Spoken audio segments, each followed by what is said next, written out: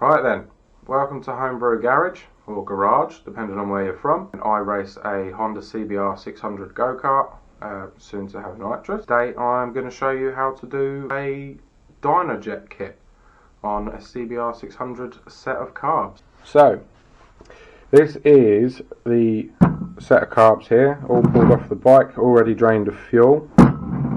So they are ready to go. They're not actually off a bike, they're off a go-kart. The tools you're going to need for this is a Phillips screwdriver, a flathead screwdriver, a can of brake cleaner if you feel the need, and a drill. So, to start with, obviously you want to drain the fuel, which is these drains here. Do that into a pot or back into the fuel tank, whatever you want to do. If you've got dirty fuel, then discard of it safely. Then what you want to do is basically you want to remove your slide covers. What I'll do is the first one on camera. Make sure you hold that cover down because the slider is spring loaded and it will shoot off at you if you don't want to do it. There you go, there's the spring. Keep that to one side along with your slider cover. Be careful of this, this is rubber. You want to pull your slide out, and that is your slide with your needle there as well. So what you now want to do is get one of the screws that hold the cover on and screw it into this hole just here.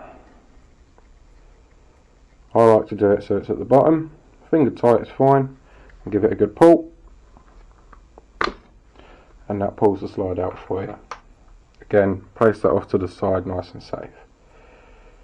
Then what you can do is you can push your needle up, which will also bring the spacers and washers with it.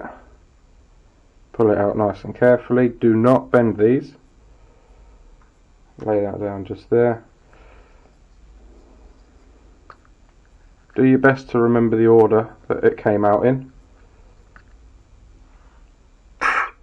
There you go, there's the bottom washer just there. So once you've got your slide out, you've got three holes at the bottom. You've got the middle hole, which is where the needle comes through, and then you've got these vacuum holes just here. Now in a Dynojet kit, they actually give you the correct size drill bit in the kit, and that drill bit is what you use to drill out these side holes. You don't drill the middle hole. You don't want to touch that, you just want this drill to use on those two holes. These are your old needles, or this is what my old needles look like, so I can discard of them. But on the Dynojet ones, when you take these out, you want to make sure you remember the order that they come out in, and that's with the spacers. So once you've drilled the slides, get the spacers put back on properly. They have ribs on them, I don't know if you can see that, but you basically want to be on the fourth rib down from the top. We'll use the original spacer from the carbs on the bottom, and then you've got the E-clip just in there, and then that spacer just on there. Hold it and then put that back in to your slider, then you get this part back, give it a good push, and you should hear a click when it reaches the bottom. There it is. Motion detected at your front door. Take your screw back out. Keep that safe. Make sure you haven't got any tears in the diaphragm. That's inside. You want to make sure this is all clean. As I say, you can see this is so clean because I've already done it. And you put it back in. There we go.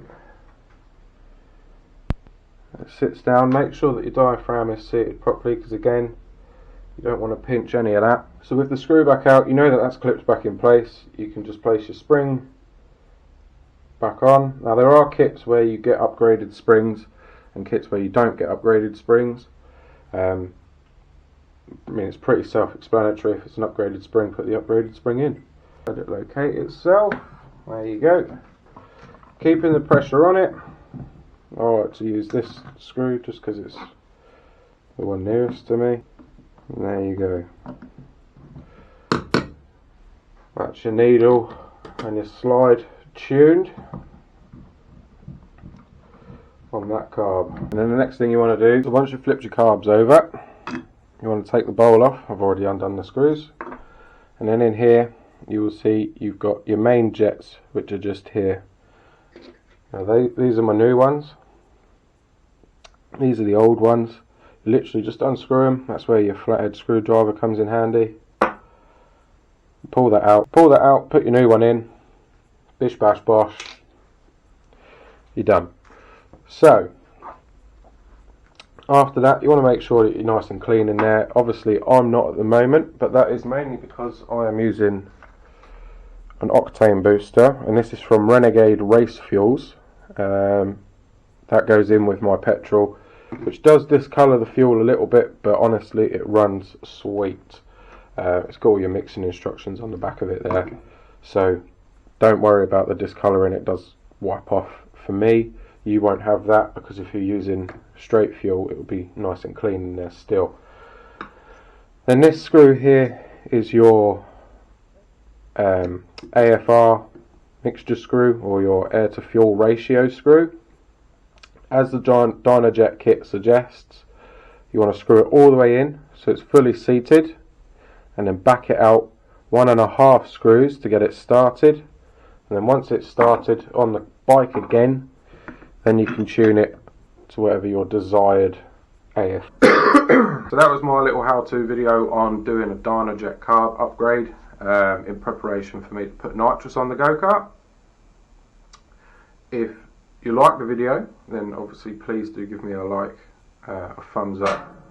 I'm not going to ask anybody to subscribe or smash the bell, because that's just not me. If you like the video, you can subscribe if you want, because it's free, why not? There'll be plenty more videos like this coming out. I will be doing nitrous on the go-kart. Obviously at the moment it's the off season in the UK, so there's not really any drag racing going on. This is the building time at the moment for everybody in the UK to start getting their cars race ready for the new season, which is up and coming quite quick. Yeah, let me know in the comments if you've done a Dynojet kit and what your experience was of it, because this is the first time I've ever used one. This is going to be the first time I race with it, so hopefully we'll get a good ET coming out of the cart before you know it.